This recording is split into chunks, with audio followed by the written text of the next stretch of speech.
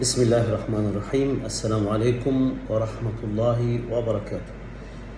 فيديو جديد النهاردة هنتكلم فيه عن الشباب راغبي العمل بالخارج، وازاي ان احنا نقدر نساعدهم ونقدر نوجههم التوجيه الصحيح.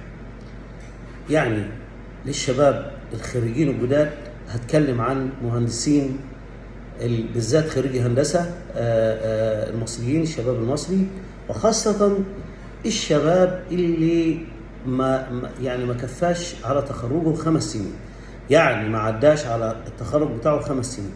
المملكة العربية السعودية أصدرت قرار إن المهندس اللي عايز يشتغل في المملكة لابد يكون خبرة 5 سنوات.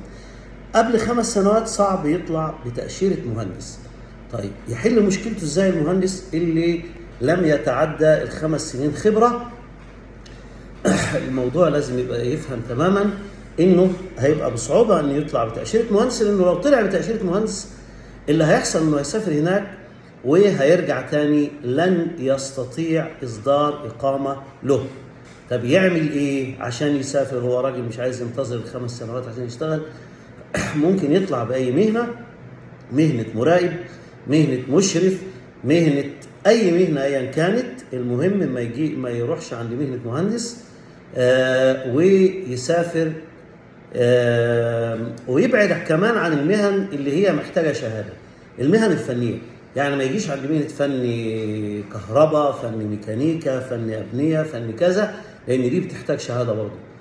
يخليه في المهن الصغيرة اللي هي عامل، مشرف، مراقب، سباك، نجار، حداد، ايا كانت هذه المهنة، يقدر من خلالها انه هو يسافر ويشتغل هناك دون مشاكل، ويقدم شهادته، يوثق شهادته الدراسية وياخدها يديها للجهة اللي هيقدم فيها الشغل هناك في المملكة، وبالتالي يستطيع إيجاد فرصة عمل.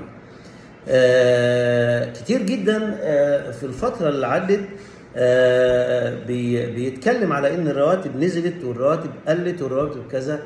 فانا عايزك تفهم تماما انك لو قضيت سنة خبرة بره، يعني لو انت مهندس صغير في السن وجالك سفر للعمل بالخارج، قدرت تحصل على فرصة عمل، سافر ايا كان الراتب. المهم ان الراتب ما يقلش عن مثلا يعني 2500 ريال، 3000 ريال لو انت اول سنة، بتوصل ل 3 ونص 4. المهم انك ما تقعدش هنا كتير، ما تضيعش وقت على اساس انك تلاقي فرصة عمل براتب كبير، لان اصلا للاسف فرص العمل الخارجية اللي جاية من بره اصبح الرواتب بتاعها اقل من الاول بكتير،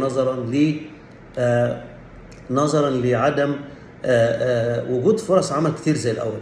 ما عادش فيه كميات الفرص اللي كانت بتنزل في مصر، فالمهندس يختار وينتقي دي او دي او كذا. اهم شيء انك تتاكد من ان الجهه اللي انت رايح عليها جهه منظمه محترمه وتدفع رواتبها في ميعادها. تمنياتي لاولادنا مهندسين، كل التوفيق باذن الله.